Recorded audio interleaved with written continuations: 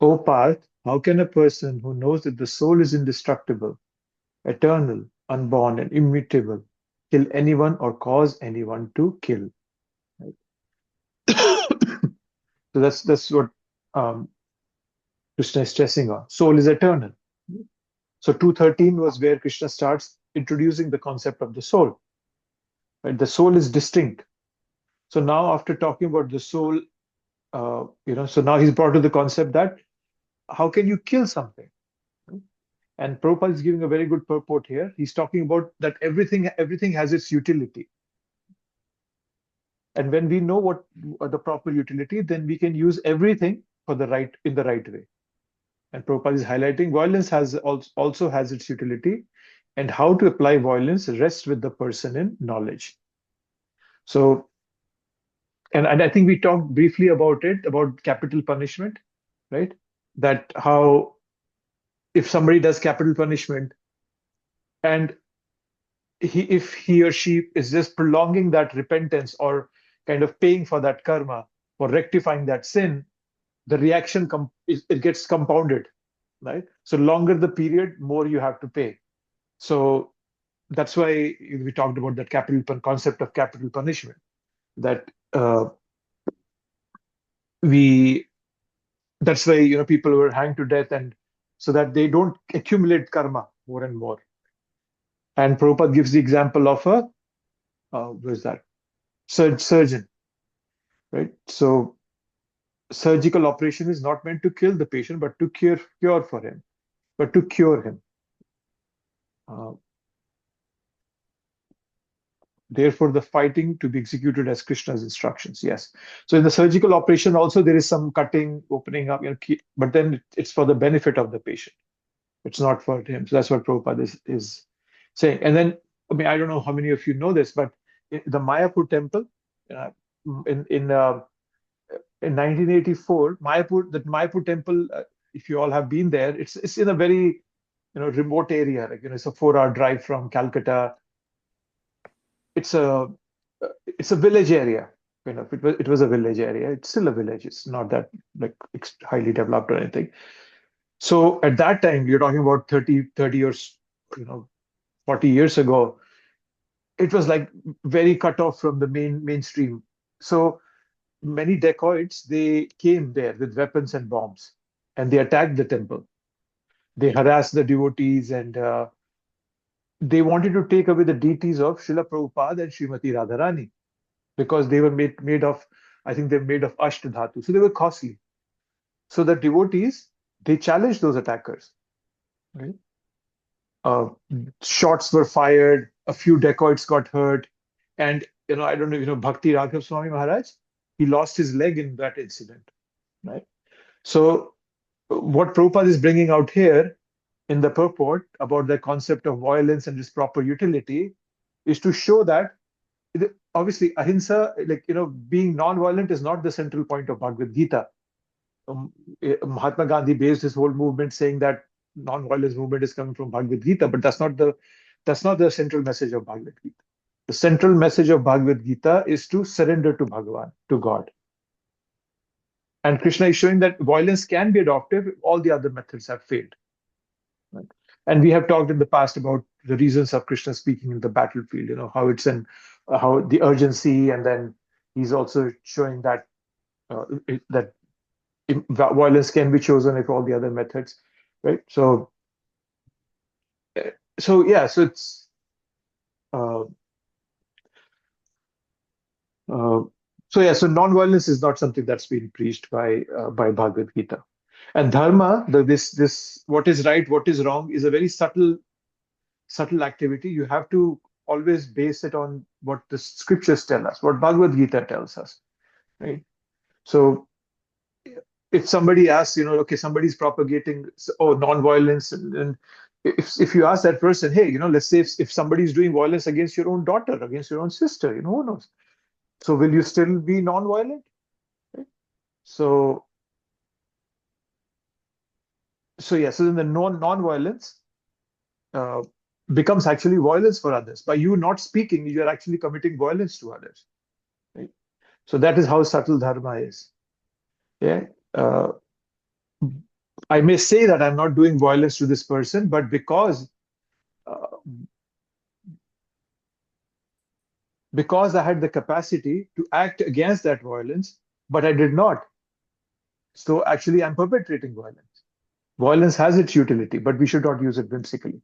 And that's what Krishna is highlighting in this verse, that you're not killing anyone and you're not the cause of killing anyone, right? So, but then, yes, killing has to be used not whimsically. 22. This is a famous verse, one of the verses I think we have to memorize. Vasham shijirna niyatha vihaya navani ghirnati naro parani तथा शरीराणि विहाय जीर्णानि अन्यानि samyati navani dehi. As a person puts on new garments, giving up old ones, the soul similarly accepts new material bodies, giving up the old and useless ones. This is one of the famous verses of Bhagavad Gita. Right? So when we change from old to new, old clothes to new, we feel happy. We are naturally inclined to give up old clothes and take up new ones. So similarly, when nature awards us a new body, once my old body is tattered, should I lament? We all like to have a youthful body, and no one likes an old, invalid body, right? So, and then there is this impetus to avoid old age, disease that's very inbuilt in our system. We internally resist it.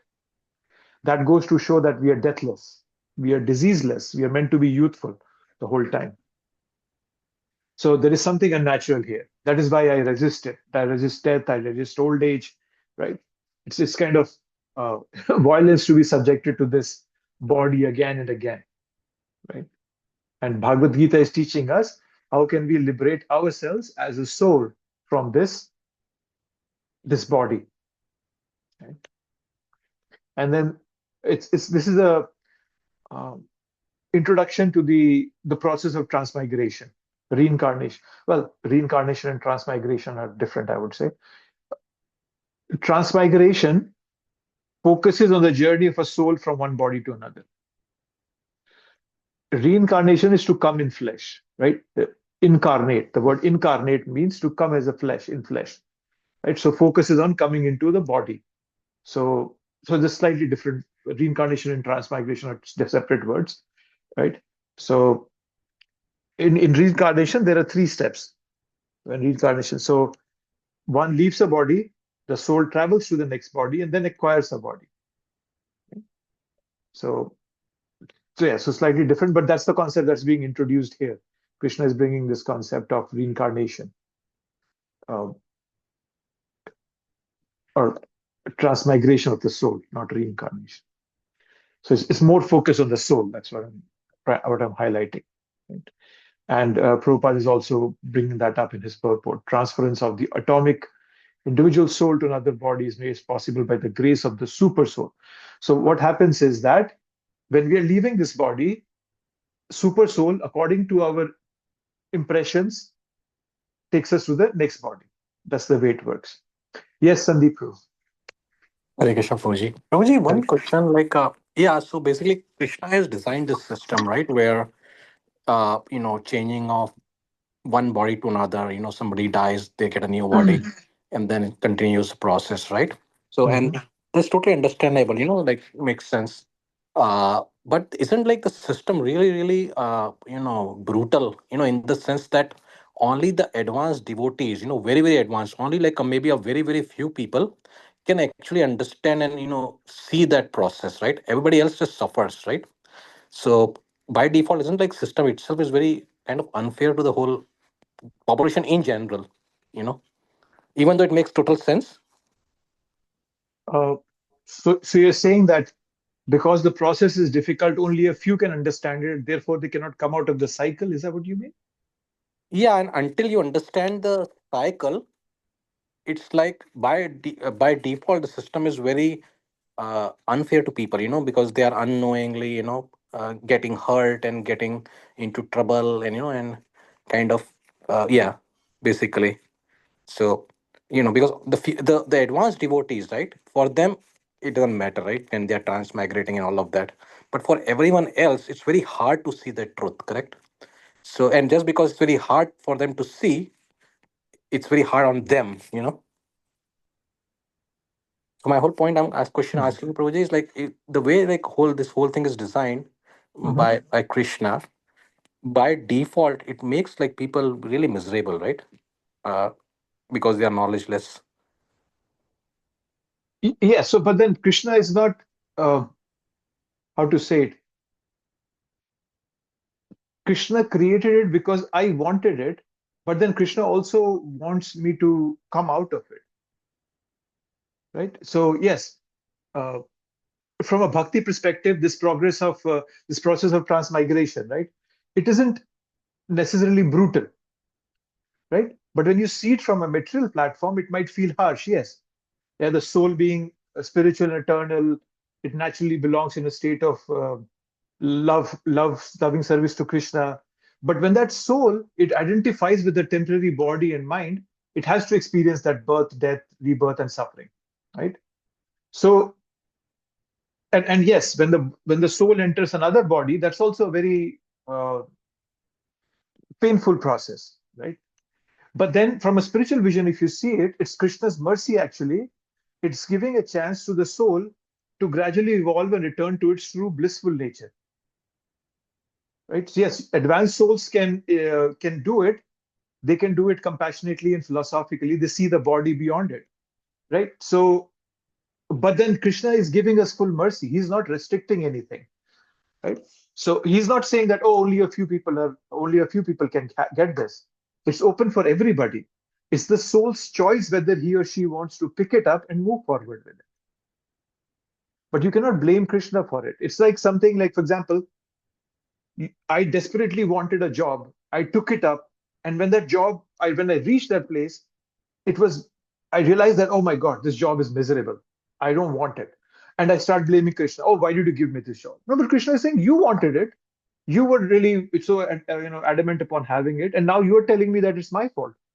That's not appropriate, right? Yeah, It- Prabhuji, that makes a lot of sense actually. Thank you. Yeah.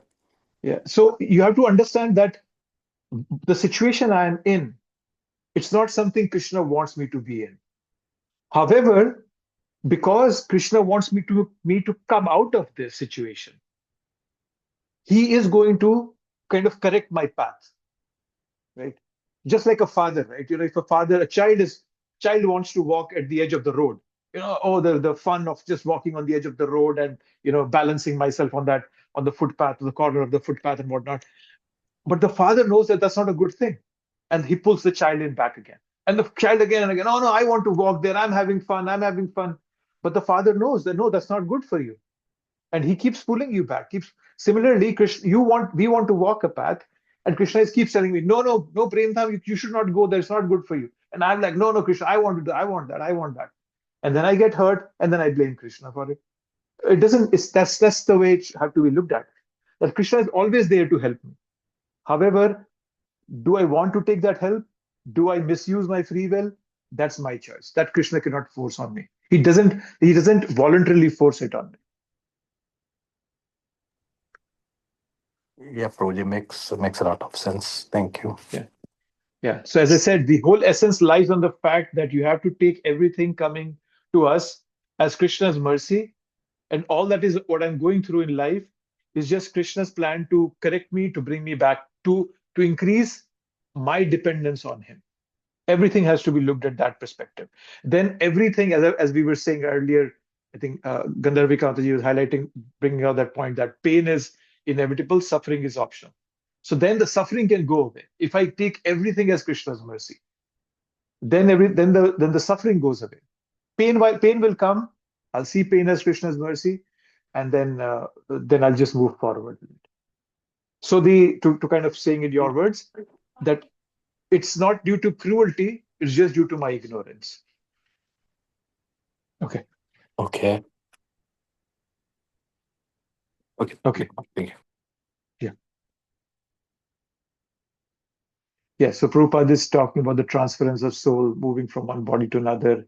And then he gives this very famous verse, and this is an analogy that comes from, which did he say? Shvetashvatara Upanishad, of two birds. There are two birds in the same tree, there's one bird that is fully engrossed in anxiety and moroseness as the enjoyer of the fruits of the tree. So one time sweet fruit, one time sour fruit. But then there's another bird who's the Paramatma sitting in our heart.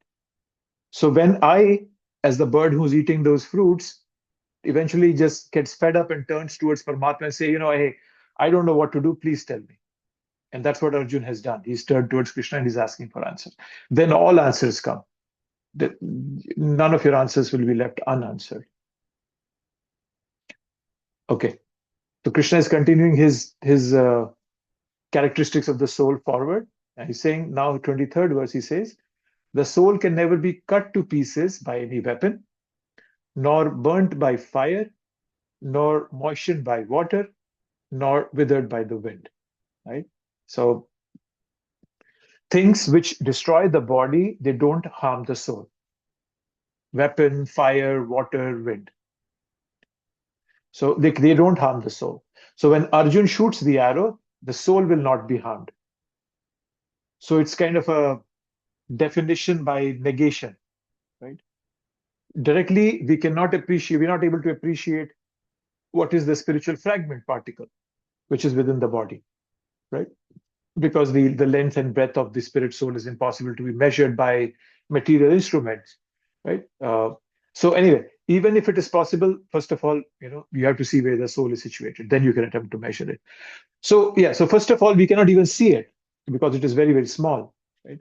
Now, because we cannot see it by our experimental knowledge, we cannot appreciate it. Therefore, Krishna is describing the existence of the self, the soul, in a negative way.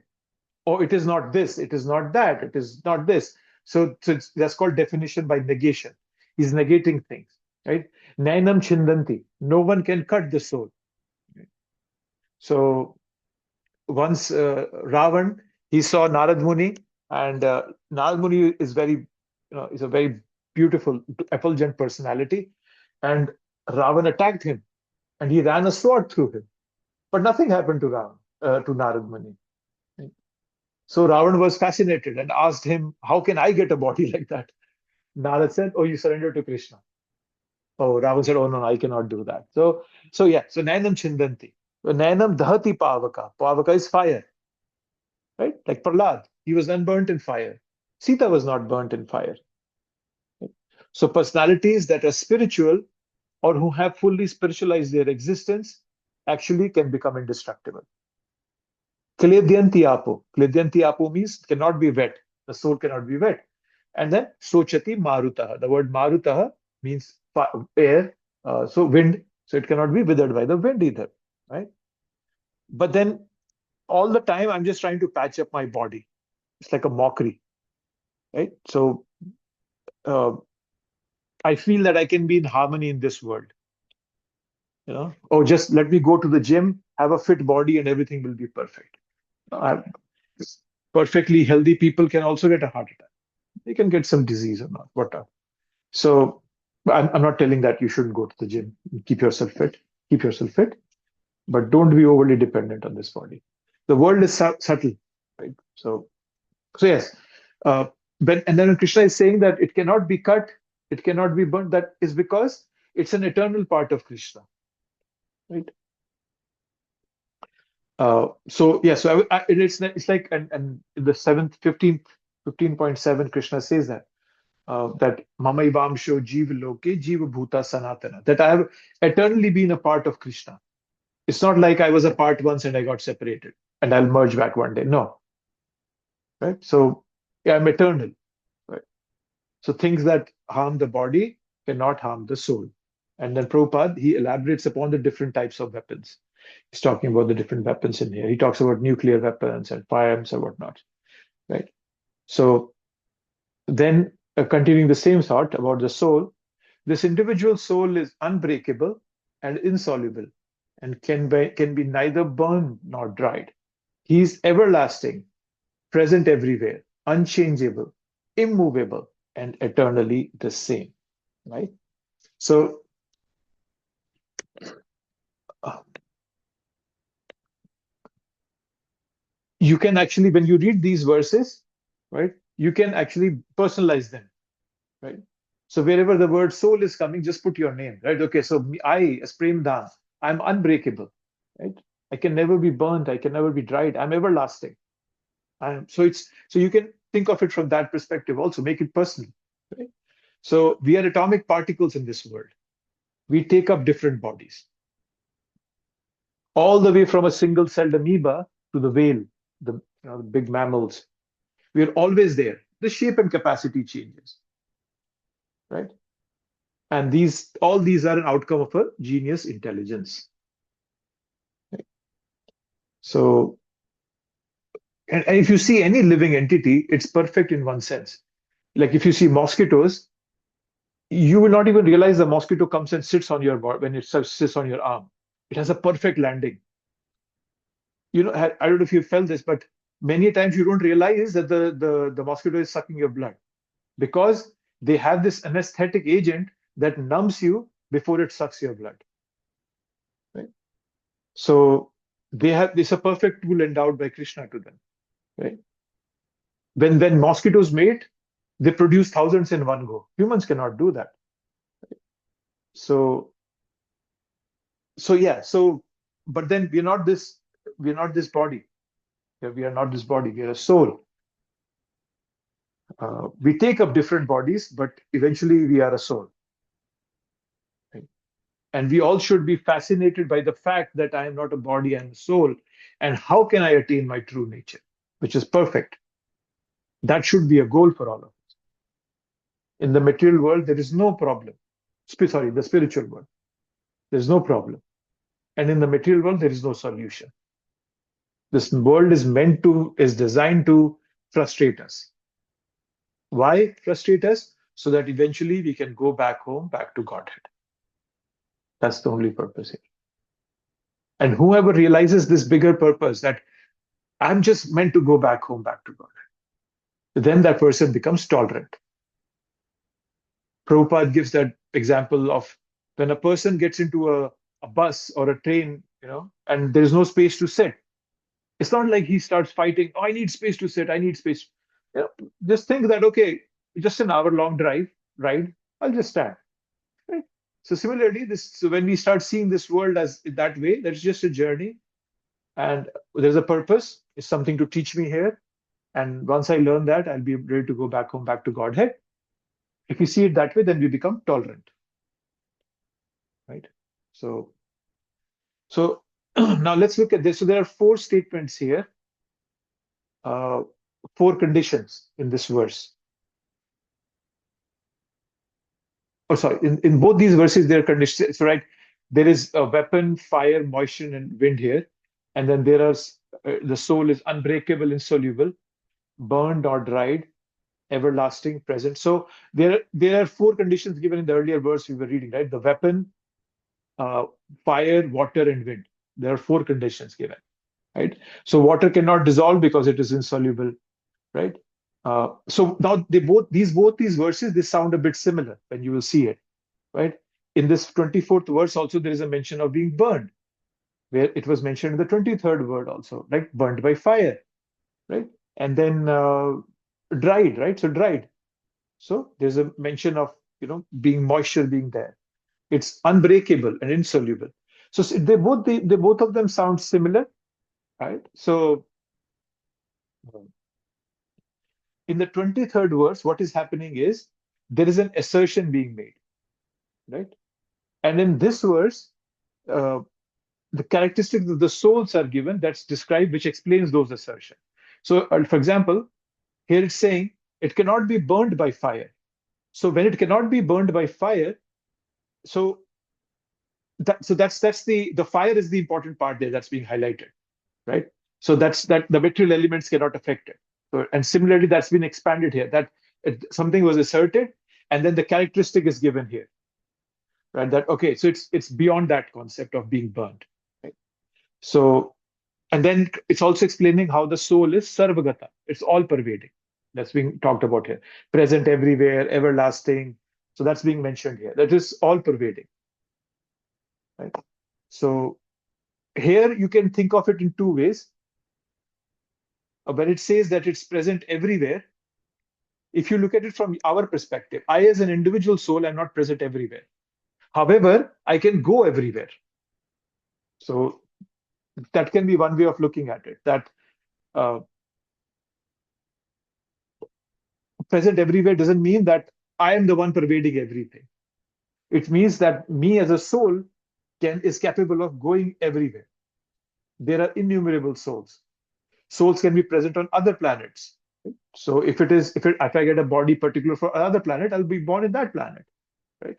So uh, we are going through a cycle, and we eventually reach a human body, right? So now we get to make a decision whether we want to go back into the cycle or break out of the cycle. So, and then there is a mention here that it's unchangeable. Now, the unchangeable can also have many meanings. Unchangeable means that the soul doesn't undergo change that body goes through. That's one thing. That's the one way of looking at it. So, soul doesn't have a gender. That's something to keep in mind.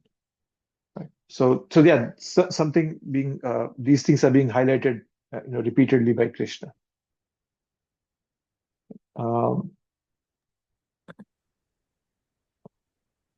Yeah, so Prabhupada is explaining the concept of Sarvagata, all pervading here. And he's saying that they live everywhere, earth, water, fire. So we are capable of going everywhere. Right? That's where Sarvagata means.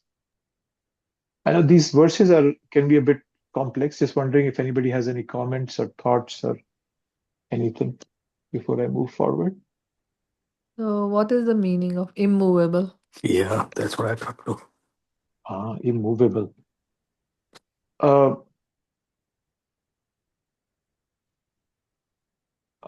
Let's see if Prabhupada is giving that answer. Let's see. If not, then we can talk a bit more about it. So here, the word immovable is,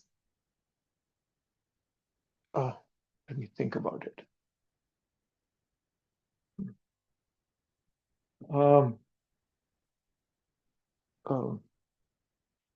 It could be to some extent even meaning that it's not changeable. So that could be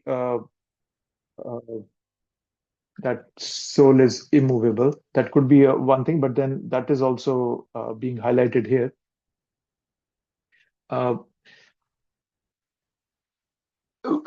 It doesn't mean that it's one thing. It doesn't mean that it cannot go anywhere. So that's obvious, right? We can transmigrate from one body to another. The immovable refers to its unchangeable spiritual nature. Okay. So let's look at it in a more detailed way.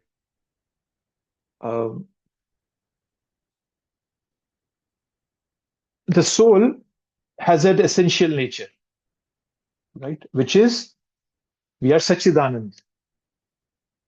Immovable, in one sense, can mean that I cannot be displaced from my essential nature. That's what in 23 and 24 are explaining. I cannot be burnt, I cannot be cut, I cannot be wet, or anything of that sort, right? So soul's spiritual identity never shifts. I'm just thinking more, what else can it mean? So that's one aspect to understand, that our spiritual identity cannot change. That's one meaning of that it's immovable, right? So movement, when we think, okay, so somebody can ask this question, oh, but the soul moves from one body to another. We say that. But we have to understand that the movement actually belongs to the covering, not the soul itself. When we say the soul goes from one body to another, that's a figurative description. Much like saying that the sun moves across the sky. It's actually the earth rotating. It's not the sun that's moving across the sky. It's the earth that is rotating. So it's more of a figurative description, right? So the subtle body, that is the mind, intelligence, and ego, carries the soul's consciousness to a new gross body. But the soul, as a pure spiritual existence, remains fixed in its own dimension. So the movement is of association, that is associating with different bodies, right? But the soul doesn't physically,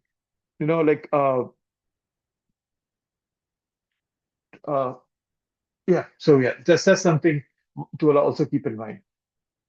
Then another thing that you can think of for immovable, when we say immovable, is that the soul cannot be acted upon by matter. It cannot be manipulated by material forces. Like the example given, fire, wind, water, none of them can touch its existence. So it's never altered. That's another way of looking at it. So there are multiple ways you can look at that. Right. So what the way I think the most important one is the first one, as I mentioned, that the spiritual identity never shifts. We remain to be pure, eternal, living entities as a soul. That's the meaning of the word immovable. Sorry, I went round and round. Did that make sense? Did that was the answer convincing enough? Jaya, was that you? Yeah.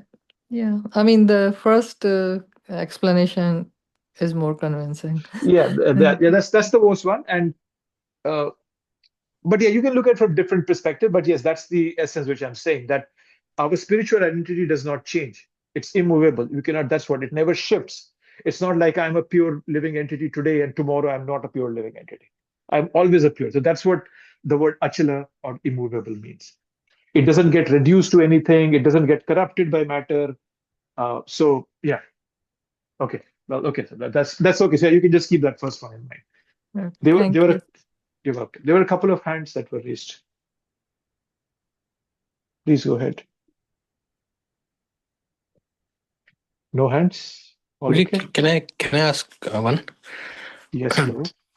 So, Prabhu, I think all of these things make a lot of sense. But immovable, I'm still a little bit not clear on. So, my understanding of this was that soul actually illuminates the body, right? Mhm, Actually, it illuminates the consciousness, in fact, and consciousness in turn does cross body, right? mhm. So when we are saying transmigration, actually the soul actually also kind of moves along with it, whenever like the body, there's a new body is attained. But the way I kind of got from your conversation with Mataji is like, soul is like outside of the body somewhere, some fixed point. It's just only the mind and the maybe the consciousness that migrates, right? But the soul actually stays No, in one no, place. No, okay. no, that's not. So yes, we have a subtle body and we have a gross body. So subtle body is mind, intelligence, and ego. When we die, we leave the gross body, which is the one that we can see. We leave that. However, the subtle body, which is the mind, intelligence, and ego, takes us to the next body because all the impressions, all my desires are accumulated in that subtle body. So according to my impressions, my desires, whatever it is, that goes to the gives a new body to me. The subtle body defines a new body for me.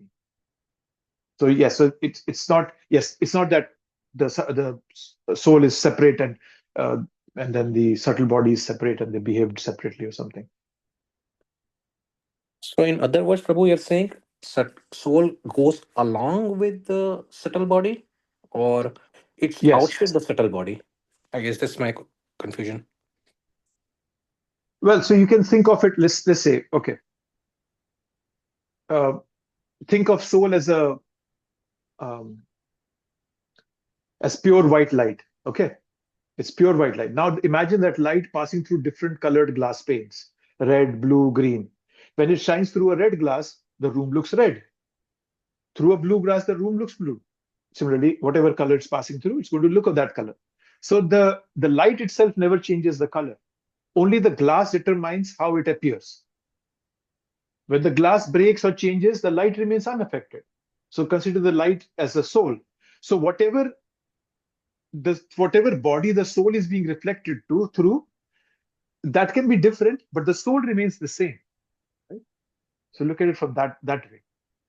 So each pane of glass, red, green, blue, it represents a new body, physical and mental covering. And as a soul enters a different body, its consciousness is filtered differently. Through a human mind, it thinks like a human, animal mind like an animal, right? So yeah, so that's the way to understand it. But then yes, the soul, the subtle body is associated with the soul, and that's what is making the soul feel that okay, I am this body is mine. And whenever this body is in pain, I am in pain. So that's the impression that the subtle body is giving to the soul. Okay, so the physical equation doesn't matter actually, right? Physical equation of the soul. It's more like wherever it is, it's kind of illuminating the consciousness which goes along elsewhere. It doesn't matter, but Shastras have said that it's in the heart region. Okay. Okay. But yes, in technical, it should not matter, right? If the soul can radiate itself to the whole body, then wherever it may be, it can radiate it. But then the Shastras say it's in the heart region, not in the heart region. Right? So that's the keep in mind. Okay. Great explanation. Yes, Gandharvika. I was thinking two things. One is like in Sanskrit word, they have a kaga, going in the sky, naga, no going, which is a plant, and murga is moving in the land. So soul is sarvagata, means going everywhere. So, but that wasn't a question. That was just my, point. But going everywhere, meaning different planets, different environments, water, fire, the sky and the land. But that's by the event of death and birth. We're only going different places by changing the subtle body and gross body. Or soul with the mind going different places without changing the body. No, you change the body. So when we say sarvagata, meaning only through the event of death, we changing our body and then going to different places. Yes, so the subtle body is pulling the soul along with it Right. to a different body according to the impressions the consciousness has, the desires, the impressions, whatever. So accordingly, we get a new body. Yes. Okay, thank you. Yeah. So whatever it could be, right? As you brightly pointed out, Paga, Khaga, and Mriga. Paga means walking on foot, Khaga means sky, and then Mriga means in the forest. Yeah. So all kinds of living beings is where we can go. The entire range of embodied life. That's what it is. So yes, we can move. I have a quick question, Prabhuji. Yes, please. Is soul ever without a body? Whether Is it's soul ever without a body, subtle or gross?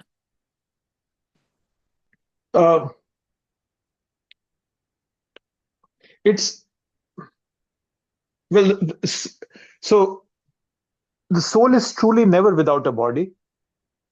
Or no, let me just think about it a bit. Can the soul be? How about the ghost? They are without body, right? Yeah, that's what I was thinking about. Well, but then the ghosts are also not. I mean, ghost has subtle body. Yeah, So they that's have what I was desires and thinking. everything. They don't have gross body, but they have subtle body. Yeah, so technically, a soul can never be without a body. To answer that question, Either it however, has a spiritual body or material or a body. material body, but then the material body can be on two levels. It could have a subtle and gross body, right? So the gross is what you can physically see. Subtle is your mind, intelligence, and ego. So we can be with the gross and subtle, or we could have just the subtle body, right? So what happens is that when death happens, sometimes the gross body is lost suddenly. Let's say in a violent or an untimely death, the gross body goes away, but the subtle body clings to is very strong, has very strong material attachments. So it does not necessarily take the soul to the next body, right? That's called the ghost. What we are talking about, pret, bhoot, what we say that, right? But then that's a very specific conditions, and like for example, as I said, sudden or unnatural death. If you have very strong material desires which have not been resolved, if the funeral rites have not been properly done, if they're improper, the soul's passage into the next destination is delayed according to the Vedic rituals, right?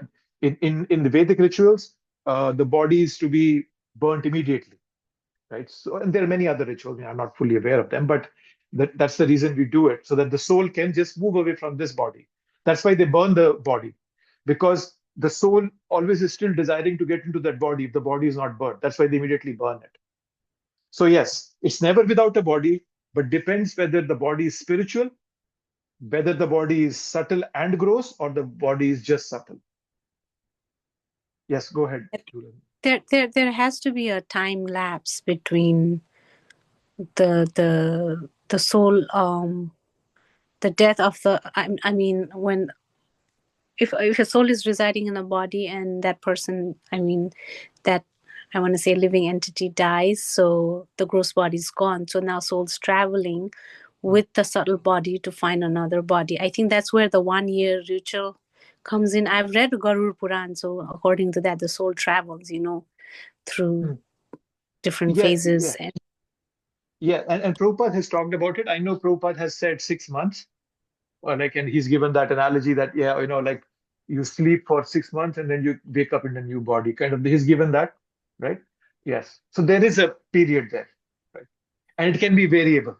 I'm not saying that it's fixed. At least I think that way. I mean, there could be other Shastric evidence, but my knowledge is that it's not a fixed waiting period or a transition phase. Right? There may be a delay. It can be instant. There is instant rebirth that happens, almost no gap. There could be some subtle state existence, right? If desires are mixed, or as I was saying, death is sudden, violent, there can be some subtle state. You can, like a ghost or something like that, right? That could be days, years, right? So, if the soul's next destination is going higher up or lower up, there can be a transit period where the subtle body is escorted by higher authorities. For example, we read about Yamdutas coming. So it depends, right? So I'm not saying that there's a fixed criteria, at least to my knowledge, it's not a fixed criteria. In Shastra, we say, right, we have the 13-day period, and that we do Shraddh. There's a funeral rites that we do, and after 13-day, then I think they say that the body hovers over this world for 13 days. So so no fixed duration. I think it's governed by the consciousness. So once the soul is liberated, then that's when they get the spiritual body. I'm sorry we are going off topic here, but it's just curious. What do you mean by the word liberated is the question I would like to ask you. What is your meaning of the word liberated? So, I've been asked this before. So for the liberation to me is not coming to this material world. Okay. Being in association with Krishna. So right now we're, for me, it's I'm looking at Golok Vrindavan, right? Krishna's abode, being his servant, serving Lord in that realm. So that is liberation in a way. My. Okay. So so liberation. If the concept, so that's why I'll ask you, because our Shastras give liberation of 5 types. There's Sayuja, Sarupya, Salokya, Samipya, and there is Srishti, I think, Sarashti. Yeah. And they have different 5 types of it. Bhagavatam gives that. And if our desire is that we want to, if the liberation for us, and for us the concept of liberation should be that we go and live with Krishna. Right, that's the one that we have to. So for us, that's the concept of liberation. So yes, once the soul liberates. Sorry, what was the original question? I slipped out.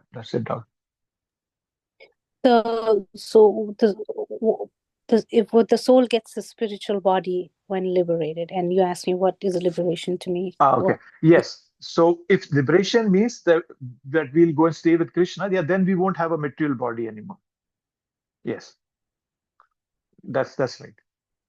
But as I was saying, if there is a different concept of liberation, some sections of philosophers, for them liberation just means getting rid of the pains of this material world. That I have become aloof from the problems of this material world. Some people think that is liberation. Right? So for some people, merging into Lord's existence is liberation. But as a devotee, and as even Krishna speaks about this in Bhagavad Gita, liberation actually means that we go and be with Krishna, in different relationship, those 5 relationships we have. So that is, for us, that is liberation. Yes, then we don't get a material body anymore. We have a spiritual body then. Prabhu, So I guess in the merging, when they're merging, there is no body at all. Then soul is, we were talking about soul. Does soul have body always? So if it's merging, then there is no body. Well, uh, it's merged into Krishna's body, but then actually what happens is that once they merge, they they are not able to stay there. Right? For example, it's not that Krishna says that, right? Mama Ivamshu Jeev Loka, I quoted that verse. It's never that we were a part of Krishna and then we got separate and then we'll again become a part of Krishna. We have eternally been separate from Krishna. We are his part and parcels. So there is nothing like merging means, doesn't mean, like, for example, take an example that a green parrot enters into a green tree.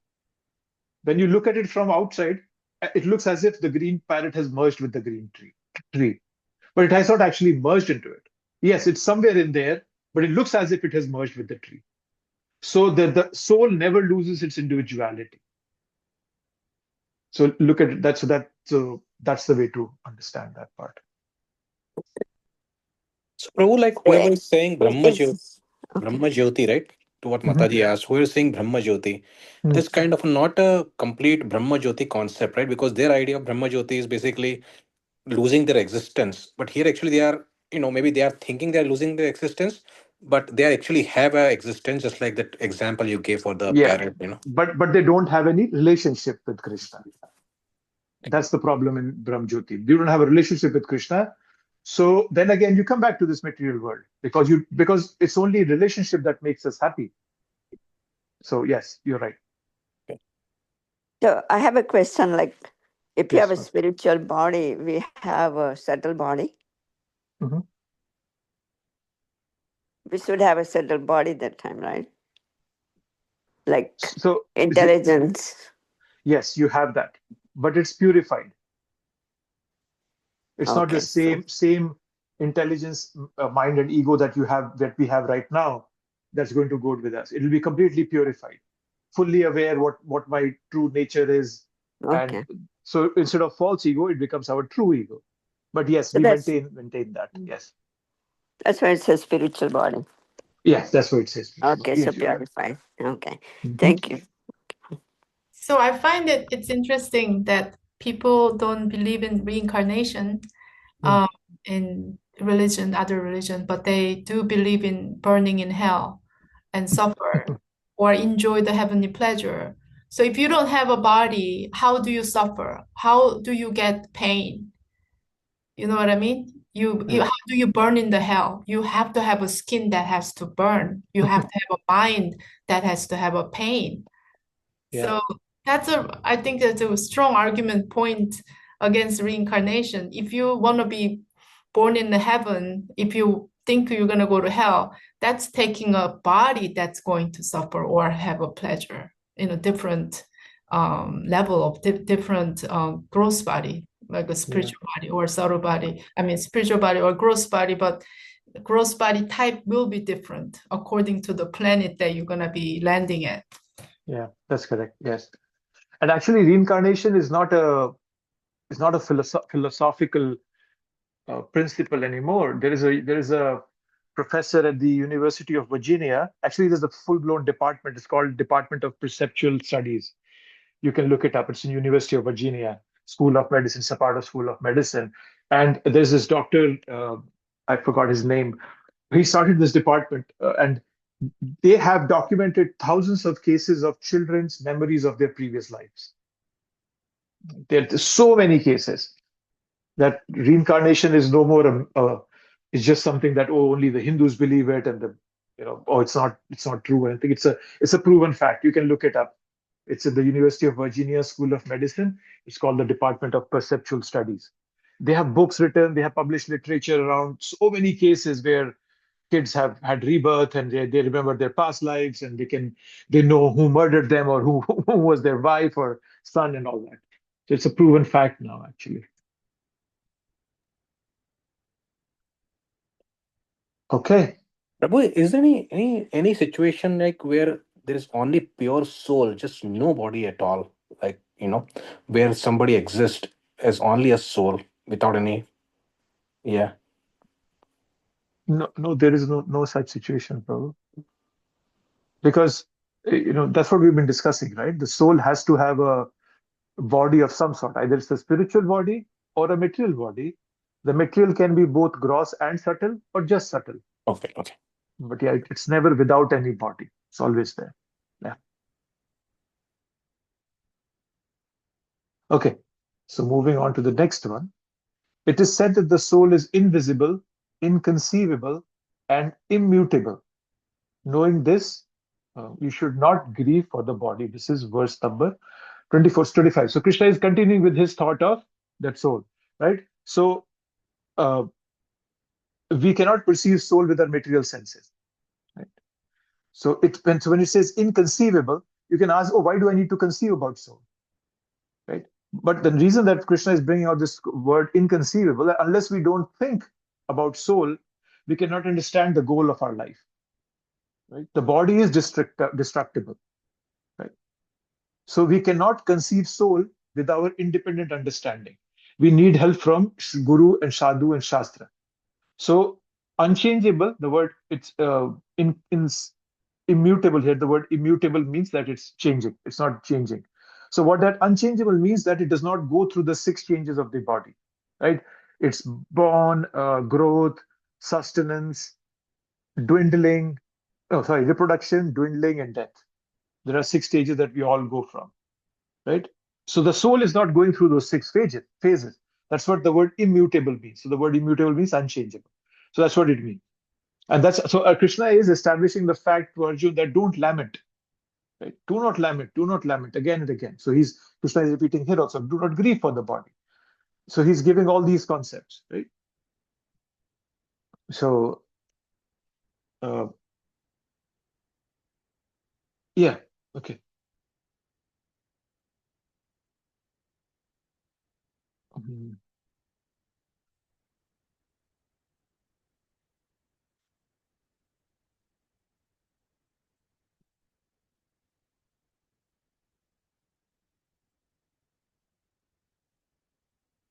Yeah, okay. So an important concept Prabhupada is highlighting here. As eternally unchangeable, the soul remains atomic in comparison to the infinite supreme soul. The supreme soul is infinite and the atomic soul is infinitesimal. Therefore, the infinitesimal soul, being unchangeable, can never become equal to the infinite soul or the supreme personality of Godhead.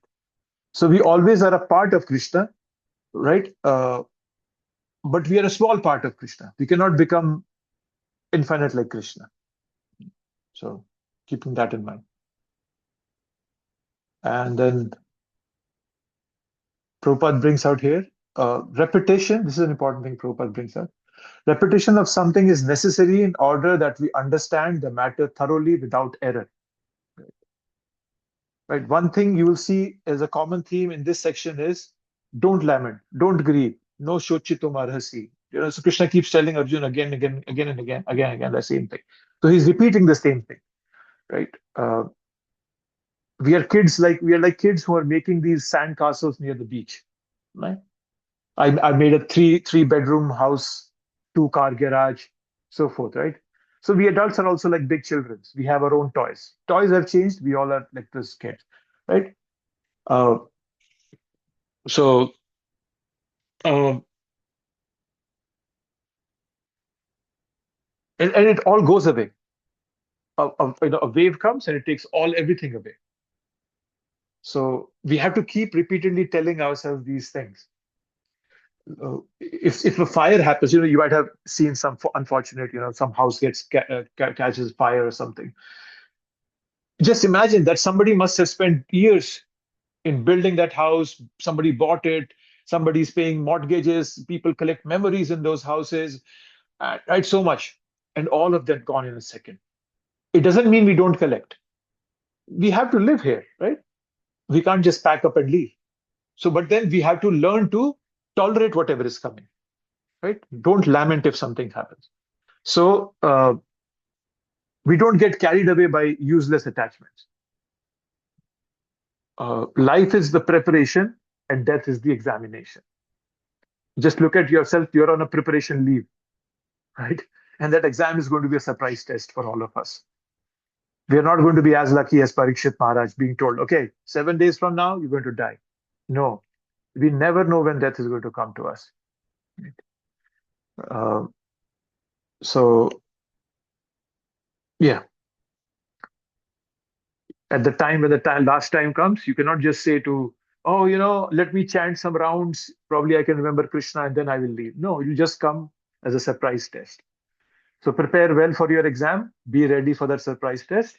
So that when it comes, you can happily answer the questions and go back home, back to Godhead. Don't wait. Oh, tomorrow, I'll do good rounds tomorrow. I'll take shelter of a guru tomorrow. I'm not yet convinced about the philosophy. I need to just explore this more. Don't do that. Don't keep going in like a whirlpool. Otherwise, one day will come, you would haven't done anything. You wouldn't have taken shelter of a guru. You wouldn't have read Shastras. You wouldn't have chanted with the best intention. And one day will come, you'll pack up, again back to square one. Oh my God. A, B, C, D, E, F, G, remembering everything again, going to school, hating school, growing up, going to a job that you don't like to do. Why do we want to do that? Okay, so yes, there's something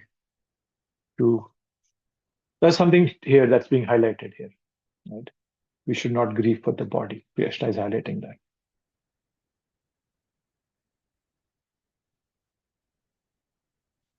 What verse is this? 26. Okay.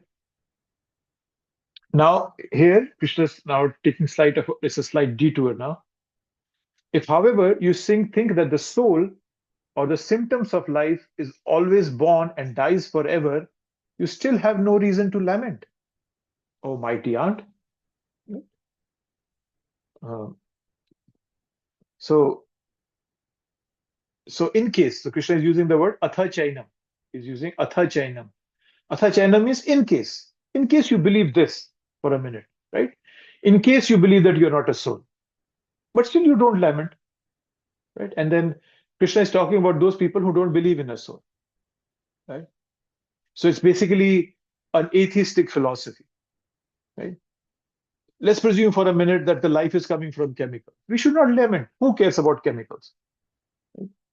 If we are just a bag of chemicals and once I die, I merge into oblivion, what's the thing to worry about it? But then it's a very dangerous theory. It's very demeaning, right? There will be no relationship with others if we consider others chemicals. But that's not. We have relationships. We have emotions, which cannot be explained by chemicals. So yes, so Krishna is slightly taking a detour here. And Prabhupada is highlighting about some Buddhist philosophy here, and he's calling it the Vaibhashika philosophy. Right? That in the Vaibhashika philosophy, they don't believe in a soul. That's what Prabhupada is highlighting that.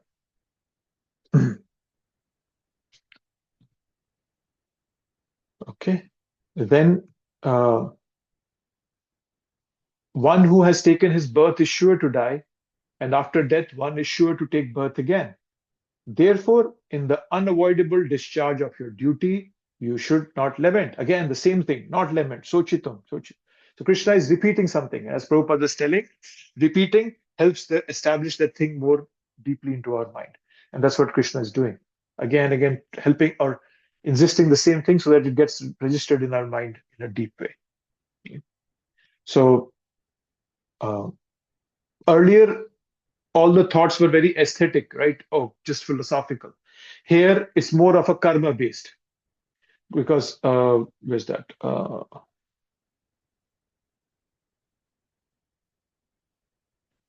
So Krishna is saying, unavoidable discharge of your duty. So here, the focus, instead of just giving some aesthetic philosophy, oh, the soul cannot be burnt, cannot be wet, and all that. Now, Krishna is bringing the concept of karma, right? So what he's saying that it's an unavoidable duty. Why is it unavoidable discharge of your duty? Because Bhishma is going to die. They all are going to die. So it's unavoidable for them to die. So you do your duty, right? So why not do your duty if it's unavoidable? So why to lament? It's my duty. I do it. Krishna told me, happy, go move forward, finish, right? So that's why it's called unavoidable discharge of duty. Because, and Prabhupada is explaining this in here, that the battle of Kurukshetra, being the will of the Supreme, was an inevitable event. It was unavoidable. It was going to happen. All those people were going to be killed. That's why Prabhupada is translating and bringing this concept of, or Krishna is bringing this concept of unavoidable discharge of your duty. That you have to do your duty, Arjun. Don't try to avoid it. Right? You cannot stop death. Prabhupada is saying towards the end that by avoiding death, by avoiding the discharge of his proper duty, he would not be able to stop the death of his relatives. So that's what it means, unavoidable discharge of your duty. Okay. All created beings are unmanifest in their beginning, manifest in their interim state, and unmanifest again when annihilated. So what need is there for lamentation? Yeah? So the same word, like avyakta, vyakta, avyakta. Avyakta means unmanifest, vyakta means manifest, and then avyakta again unmanifest. So body, right? This body is formed. It goes through those 6 stages I told about, and then it dissolves, it dies. So death is inevitable. So Arjun, do your duty.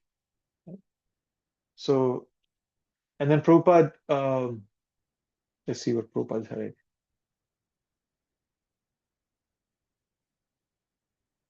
Yeah, so he's just giving the concept of a building, right? So a big skyscraper is manifested, it's dismantled, and the manifestation again becomes unmanifested, and they all go back to the ultimate stage of the atoms. Right?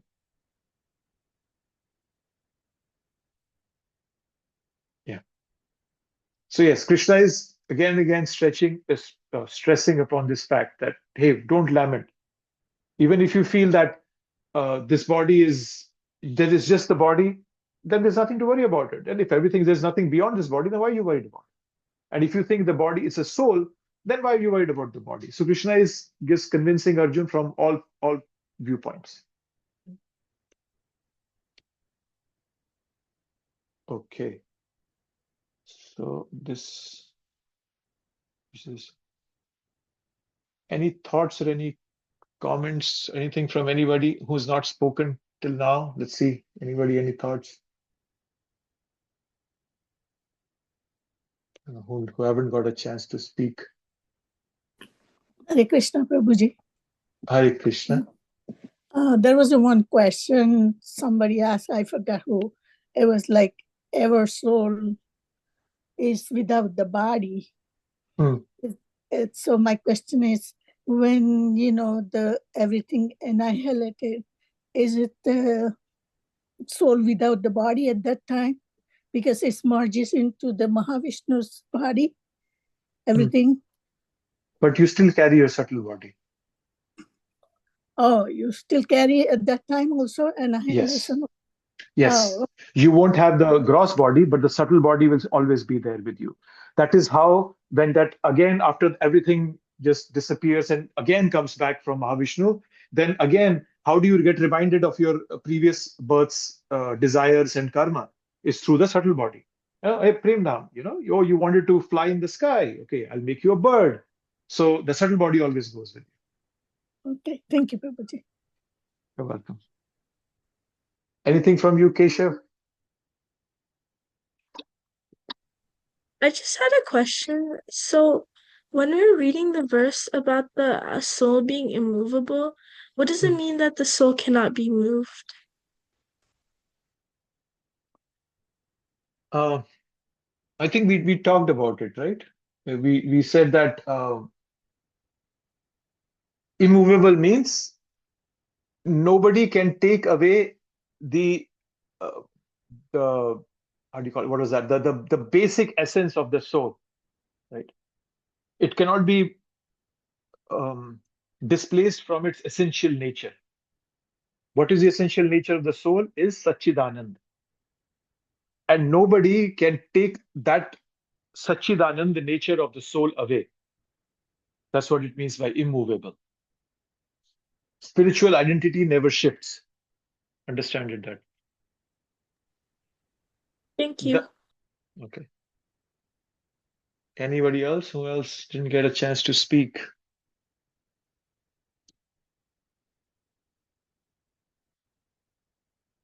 No one? Saina, Sanvi, anything from you?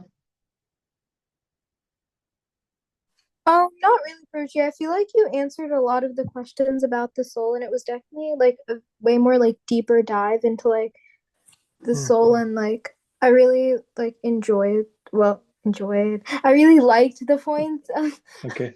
about this. Yeah. Okay. No, it's Yeah, just okay. Prabhuji, I also had the same question about the immovable thing, but I think you addressed that now with talking about the nature, so it's pretty clear now. Okay. Anybody else? Anything?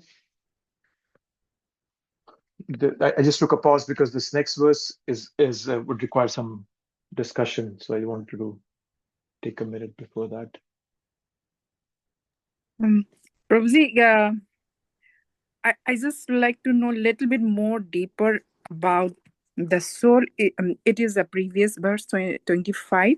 The soul is consciousness and conscious. So that a little bit more deeper meaning of that.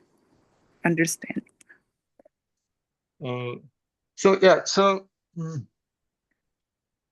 Yeah, I think Krish Prabhupada says this in the 25th. Was it 25th or the 24th verse? 25th.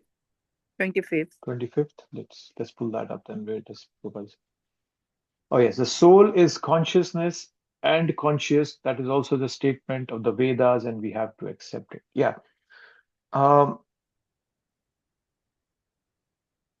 So it might get a bit technical, so please bear with me. Consciousness, the soul is the consciousness that spreads all over the body. And conscious is an adjective used to describe the soul, right? So, how to say it? Let's say, okay, Keshav is my son. So you can say that my nature, so as I said, the conscious word means that it's an adjective to describe the soul. So conscious could be, in my case, let's say in Prem Dam's case, the conscious could be that I am Keshav's father, right? But then the word consciousness means when that quality is expressed, right? That is consciousness, right? So let's say somebody else is, Prem Dam, you're Keshav's father. So conscious is describing the soul. Consciousness is when that is expressed, right? So yes, the soul is conscious, but it might be conscious, but it might not be. Well, it never happens that way. But just in a mindset, think that it's not expressing itself. The soul is not expressing itself. So then it's conscious, but not consciousness. I'm sorry, it might be getting a bit technical there, but so something to describe the soul versus, and when that quality is expressed, when it becomes open and overt, and when it's being expressed in detail. So when we say that the consciousness is spread all over the body, so that's consciousness. But who is the one that is expressing all over the body, or who's kind of spreading all over the body? That's the soul. So the soul is conscious, and then the consciousness is the expansion of it, in one sense. I don't know if I was technical too much and I made it confusing further. Yes, is it like a grammatical like adjective, noun, things like that? Yeah, something like that. But just understand it that let's say okay, Prem Dham is arrogant. Okay, so that's something that's an adjective being used to describe me.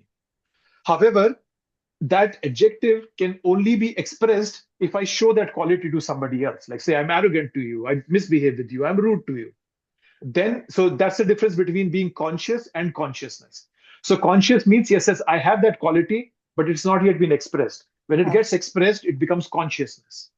Means because it's being spread all around me. Then it's consciousness being spread all over the body.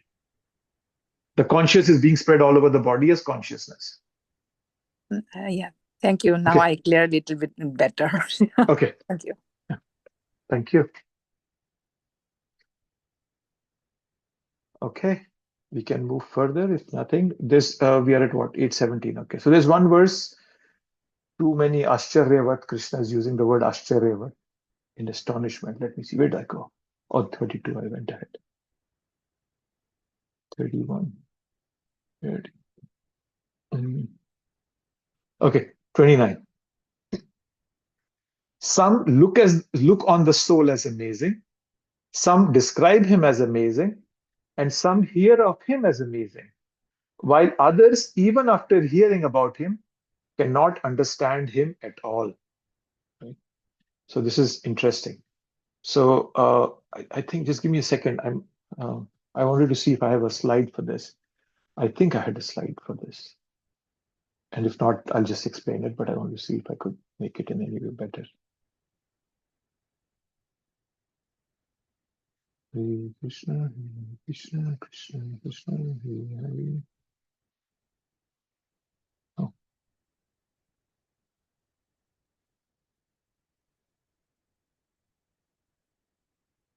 No, not that big. Let it be. I'll just explain it. Okay. So the word amazing has been repeated here. The soul is, some look on the soul as amazing, right? So one thing is, some describe him as amazing, and some hear of him as amazing, right? Whilst other, even after hearing about him, cannot understand him at all. So the word amazing is an adjective. It applied to the soul, right? It's applied to the soul, people who are trying to perceive the soul and the process of seeing the soul, right? And it has multiple meanings, right? So let's see. Now let's break it into it. So amazing soul is heard about by some people. Amazing soul is talked about by some people. And the amazing soul is seen about by some people. Some people, when they understand about soul, they speak about it as amazing. And they understand more and more. Some, when they hear, they are amazed. So it's a progressive level of understanding, right? So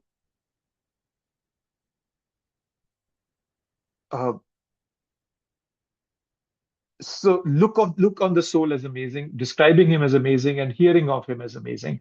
And there are some people who are told about this concept of soul. Even after hearing about it, they cannot understand it. So it's a level of understanding, right?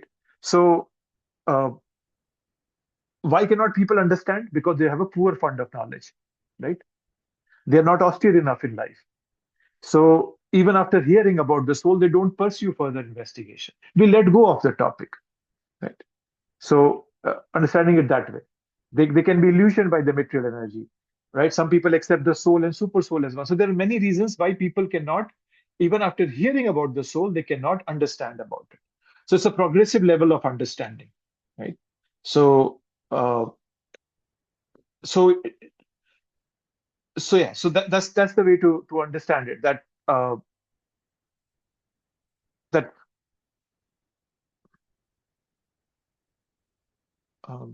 yeah. Okay. I think it can also mean that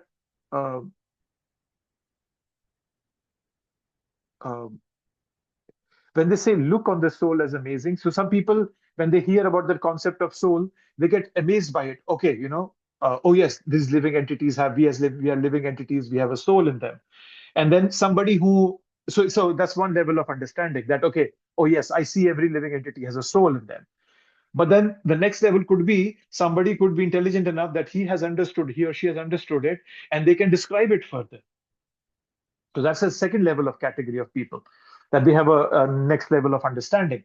And then there would be a category of people who themselves have not realized it, but then they hear from some other people, some self-realized souls. And then they get the concept, okay, oh yes, there is a soul. Okay, I understand it. So there are different levels, progressive levels of understanding of this concept of soul. And then the lowest concept of that understanding is where people, even after hearing, they don't understand that that the soul exists. So it's a progressive level, right? So so let's see if Prabhupada, what is Prabhupada giving here?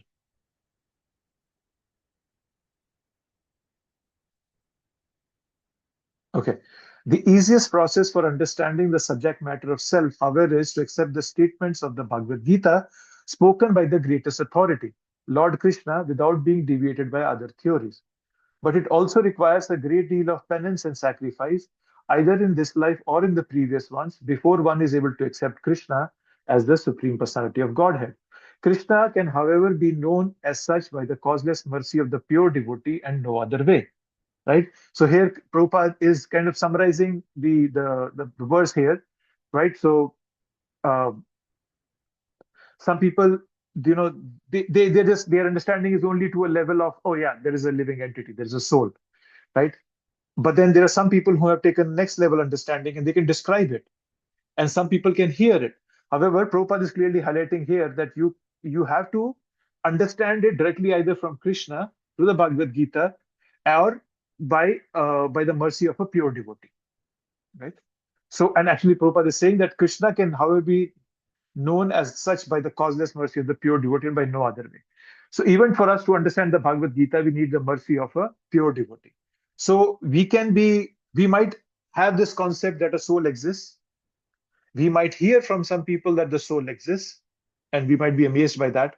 Or we can speak about it as oh, the soul is amazing. However, the true understanding comes when we hear from a pure devotee. Then we get the full essence of the concept of the soul and this, that I am a soul, I'm not a body. That only comes by the mercy of a pure devotee. Okay. Was that clear enough? I'm not sure if I confused everybody, but that's the essence of this verse. And Krishna repeatedly saying that either you see it amazing, you hear about it amazing, or you speak about it amazing, or you don't understand it at all. So, but then Prabhupada just summarizes everything in saying that just get in the mercy of a pure devotee, and then you will understand everything about the soul. You'll be able to absorb that thought process. You'll be able to tell others about it, and then you'll be able to transcend this material world. That's the way Prabhupada is summarizing it.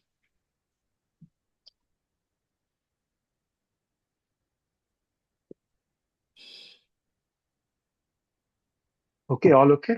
Okay. Yes. Okay, and then the summary, the end last verse of this section, where Krishna is going to keep on just talking about the soul, is this last verse, where now Krishna is just summarizing everything in a condensed way. O descendant of Bharat, he who dwells in the body can never be slain. Therefore, you need not grieve for any living being. Right? So Prabhupada is saying that the Lord is concluding the chapter of instruction on the immutable spirit soul. This is in answer to Arjun's first challenge, where he was saying that, oh, how can I kill my own